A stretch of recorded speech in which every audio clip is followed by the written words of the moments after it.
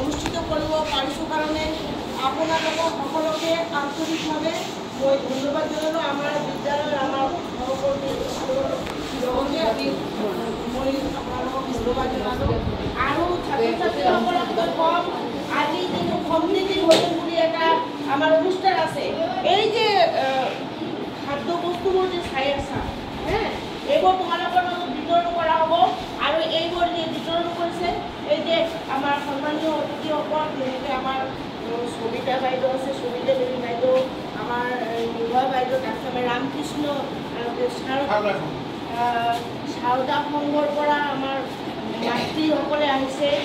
তাৰপিছত এই আমাৰ এই কমিউনিটিৰ মানে এই পাড়াৰ এজন শংকৰ চক্ৰৱৰ্তী নামৰ এজন আহিছিল আগতে, যে